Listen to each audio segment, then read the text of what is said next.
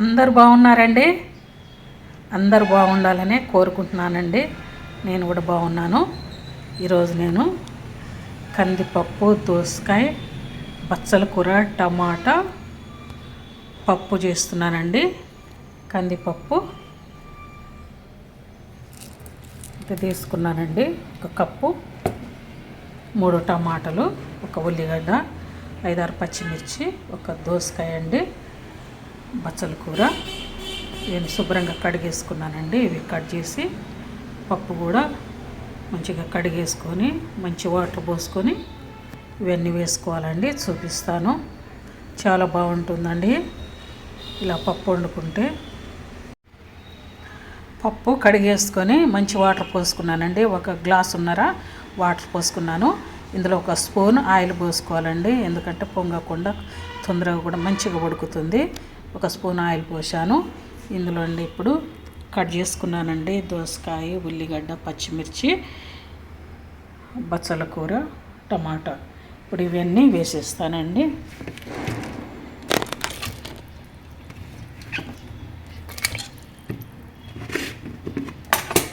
ఇవన్నీ వేసేస్తాను. దోసకాయ ముక్కలు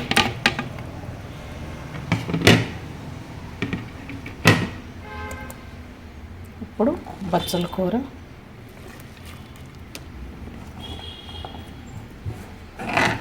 సన్నగా కట్ చేసుకోవాలండి బచ్చల కూర. ఇందులోకి 3 టమాటాలు అండి సన్నగా కట్ చేసుకున్నాను. ఇప్పుడు ఇందులో ఒక చిన్న స్పూన్తోనే 1 స్పూను పసుపు అండి. చిన్న స్పూన్తో పసుపు వేసుకోవాలి. ఇందులో 1 స్పూను కారం కూడా వేసుకోవాలండి. కారం వేసుకోవాలి తప్పనిసరిగా. పచ్చిమిర్చి వేసాము, కారం కూడా వేసుకోవాలి. ఇప్పుడు మూత పెట్టేసి స్టవ్ మీద పెడతానండి. గ్యాస్ పొయ్యి మీద 6 విజిల్స్ రావాలండి. 6 విజిల్స్ వస్తే మంచిగా ఉడుకుతుంది. తర్వాత చూపిస్తాను.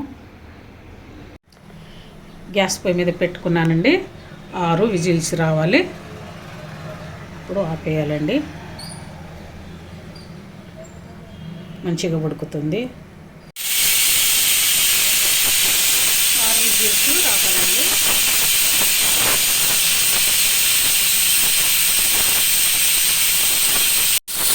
6 విజిల్స్ అయిపోయాయండి.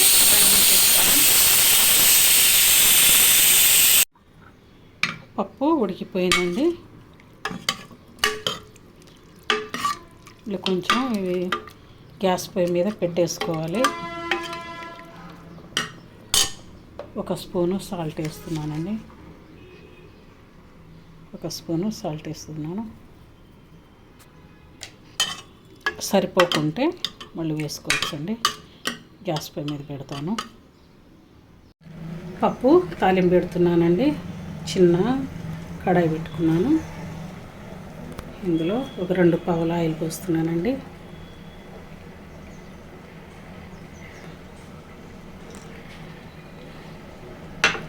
వేడెక్కాలండి. నూనె వేడెక్కాలి. నూనె వేడెక్కిందండి. తాలింపు గింజలు వేస్తున్నాను. ఎండుమిర్చి, కొంచెం మినపప్పు, జీలకర్ర, ఆవాలు అండి 1/2 స్పూను.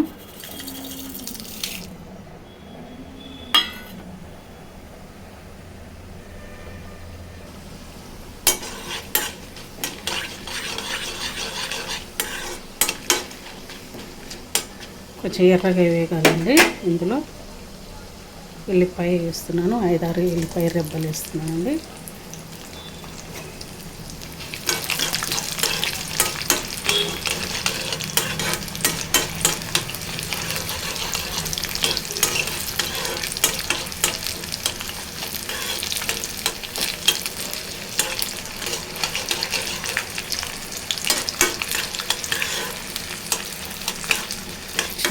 ఎర్రగా వేగాలండి. చిటపటలాడాలి.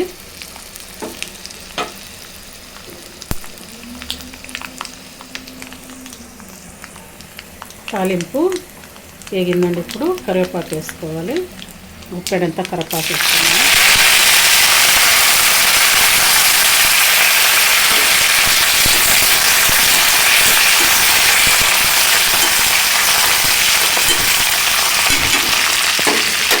బంద్ చేస్తున్నానండి. కప్పులో పోసేస్తున్నాను. కప్పు మరుగుతుందండి.